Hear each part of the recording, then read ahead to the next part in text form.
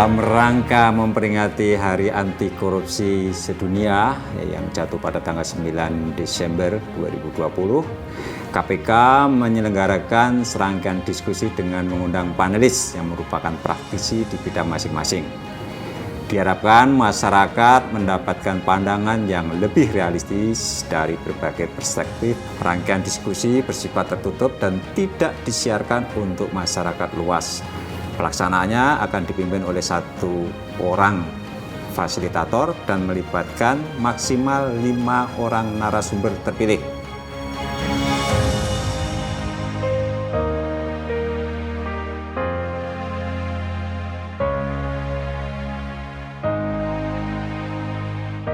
Kalau saya lihat kemarin dari sisi level pemerintahan, ya, dampak korupsi di tingkat provinsi itu memang lebih pada hal-hal yang sifatnya strategis terkait dengan manajemen aset dalam pemerintahan maupun juga pengelolaan sektor-sektor ekonomi strategis. Sementara pada level kabupaten kota, dia terkait langsung dengan pelayanan publik, pendidikan, kesehatan, karena itu yang diurus sehari-hari. Secara internal sesungguhnya dampak korupsi ini pasti juga mengganggu jalannya pemerintahan, gitu ya.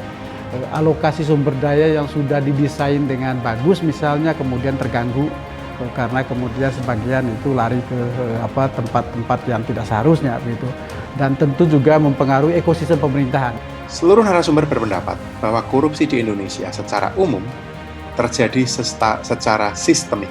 Artinya mencakup hampir seluruh subsistem hidup bersama dan sistematik, terjadi secara terpola dengan cara kerja yang makin kompleks seiring waktu. Korupsi bukan hanya terstruktur dalam tindakan, tetapi di bawah sadar sudah menyatu dengan dan menjadi kultur. Betapapun kampus itu diisi oleh banyak akademisi, ya, namun mekanisme birokrasi kampus, ya, intervensi kepentingan itu mulai tampak. Nah, justru ada tuntutan dari para pembicara untuk mengevaluasi, mereview secara struktural seluruh mekanisme yang ada di kampus, karena diduga di banyak kampus-kampus di Indonesia juga terjadi transaksi-transaksi yang mengarah pada tindakan korup. Malah mereka yang menarik itu, menurut saya ini agak-agak, mereka mengusulkan agar udahlah partai politik itu dibiayai oleh negara saja dengan dana abadi. Inilah langkah terobosan sebetulnya untuk mengurangi ketergantungan partai politik dalam bermain, dalam merecokil ya aktivitas eksekutif. Perspektif dunia usaha, berbagai kebijakan yang diterbitkan pemerintah pasca reformasi dinilai cenderung merugikan pengusaha.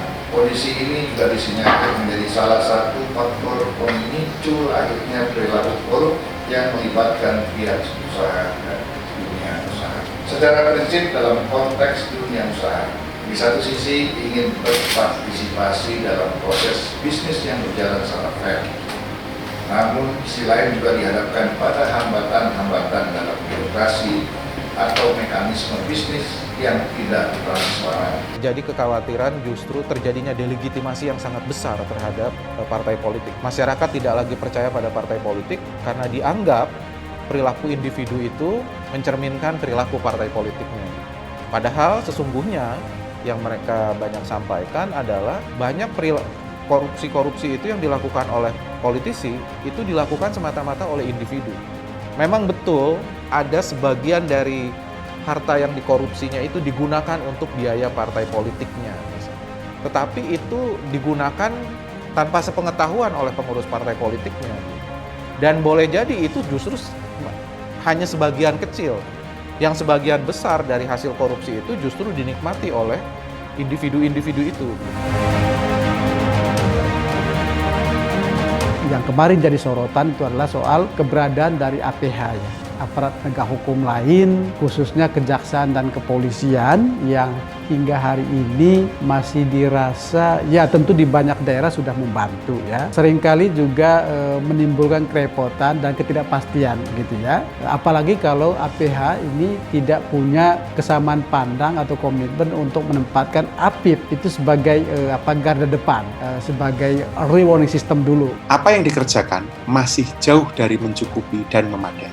Baik KPK, Polri, Kejaksaan, maupun pengawas internal pemerintah seperti inspektur, inspektorat, dan BPK serta BPK. Upaya penindakan yang dilakukan belum menimbulkan efek jerah, sedangkan upaya pencegahan masih belum cukup sistematik meskipun sudah cukup maju dibandingkan periode sebelumnya yang ditunjukkan melalui Stranas Pencegahan Korupsi dengan fokus yang lebih jelas. Sosialisasi di zaman media sosial ini sudah kehilangan relevansi. Yang semestinya dilakukan bukanlah sosialisasi, melainkan kolaborasi yang lebih mendalam dan meluas dengan berbagai aktor di masyarakat sipil, media, akademisi, bahkan sektor privat. Para narasumber menganggap berbagai langkah yang sudah dilakukan, khususnya yang saya tangkap tadi bagaimana mereka upaya-upaya pencegahan yang dilakukan oleh KPK dan lembaga penegak hukum lain itu sangat signifikan. Tapi yang paling menarik itu adalah mereka menganggap bahwa proses pencegahan korupsi, proses dari hari ke hari memperbaiki atau menciptakan tata kelola pemerintahan yang baik itu sudah on the track. Mereka juga menyorot misalnya bahwa upaya-upaya pencegahan misalnya ada surat himbauan atau surat dari KPK soal penertiban aset dan lain-lain.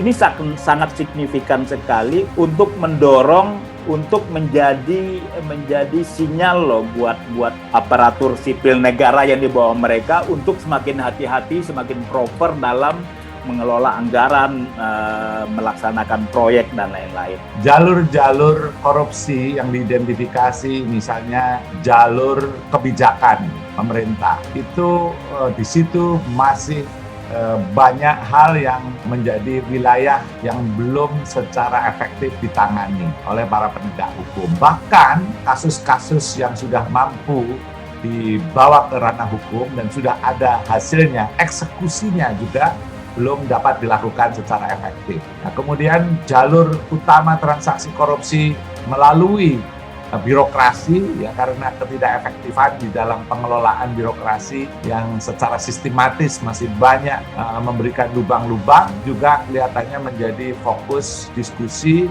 dan berkesimpulan bahwa tatanan birokrasi kita memerlukan perubahan yang cukup mendasar. Pemerintah dan DPR telah menerbitkan Undang-Undang Nomor 11 Tahun 2020 tentang Cipta Kerja. Pada prinsipnya, undang-undang ini merepresentasikan semangat dan upaya untuk melakukan deregulasi dan debirokratisasi dan demi mendorong pertumbuhan ekonomi nasional. Namun kembali lagi kita dikumpulkan pada realita bahwa efektivitas peraturan perundangan akan sangat tergantung pada bagaimana peraturan tersebut diimplementasikan dan dimanifestasikan di lapangan. Ya, mereka berharap sebetulnya pemberantasan korupsi ini dilakukan secara bersama-sama, ya. Baik itu oleh partai politik, tentunya oleh aparat penegak hukum, ya. Aparat penegak hukum, tetapi mereka tentunya menaruh harapan besar kepada KPK. Partai politik berharap ke depan ketika ada politisi yang melakukan korupsi, mereka mendukung bahwa mereka itu harus dihukum yang seberat-beratnya, tetapi juga jangan sampai terjadi delegitimasi terhadap partai politiknya. Karena itu dilakukan semata-mata oleh individu. Ini yang harus diperkuat gitu ya. Sisi kepemimpinan, leadership, sisi governance atau tata kelola, kemudian lingkungan kebijakan, interaksi aktor di dalamnya, dan juga tidak kalah penting adalah kontrol publik, pengawasan media dan sebagainya, itu menjadi sangat penting. Kalau dari pembicaraan kemarin, rasa-rasanya KPK itu masih dianggap sebagai sentral dari semua upaya untuk memberikan situasi kondusif buat mereka lewat berbagai upaya koordinasi, supervisi itu, tapi juga KPK diharapkan lebih jauh dari itu untuk bisa memastikan bahwa berbagai upaya penindakan itu semakin berkurang karena pencegahan sudah dijalankan secara efektif gitu ya. Seluruh narasumber berpendapat bahwa upaya yang saat ini sudah dilakukan pemerintah harus diperkuat, diperdalam, dan diperluas. Diperkuat artinya sumber daya APH pemberantasan korupsi mesti ditingkatkan, demikian pula dengan kapasitas, serta diberi ruang dan independensi yang lebih luas. Diperdalam artinya upaya pemberantasan korupsi mesti bisa menyentuh proses bisnis pemerintah yang lebih dalam, bukan hanya transaksi yang terjadi dalam tahap implementasi di mana korupsi jamak terjadi, melainkan sejak perencanaan dan proses-proses teknokratis yang selama ini tidak tersentuh atau tidak menjadi fokus perhatian. Diperluas artinya agar upaya pemberantasan korupsi menyentuh seluruh sendi mesin pemerintahan atau machinery of government, mencakup birokrasi dan seluruh tata kelembagaan serta interaksi pemerintah dengan pemangku kepentingan lainnya. Untuk mencapai hal ini, kerangka regulasi yang ada, kerangka institusi atau kelembagaan yang ada, serta mekanisme akuntabilitas yang saat ini bekerja mesti ditinjau kembali untuk memastikan pemberantasan korupsi bisa dilakukan lebih efektif. Sejumlah narasumber, hampir 80% narasumber menitik beratkan soal pelajaran budi pekerti, pengenalan soal Pancasila. Mereka mengutip bagaimana dulu mereka menjalani di era mereka penataran P4. Ini sangat penting kalau menurut narasumber kita. Ini adalah bagian penting yang sekarang kadang-kadang sudah terlupakan dalam pembentukan karakter. Ini menurut saya pesan yang dasar sekali dan rekomendasi yang harus kita dengarkan. Kadang kita menganggap ini sepele gitu loh, sepele nggak penting lagi. Ternyata mereka yang berhubungan, mereka yang mempunyai anak buah puluhan ribu gitu, menganggap ini sangat penting, dan ini sepertinya salah satu yang agak terlewatkan dalam upaya pencegahan tindak pidana korupsi. Yang diharapkan oleh para akademisi adalah bagaimana solusi komprehensif ya yang sistemik tadi yang diharapkan untuk bisa tumbuh dan dimulai dengan kajian-kajian yang solid ya yang melibatkan banyak pihak, dan kemudian dari hasil kajian itu dilaksanakan menggunakan upaya-upaya piloting, upaya-upaya perombakan sistemik dengan membangun island of integrity di banyak lembaga yang ada di Indonesia.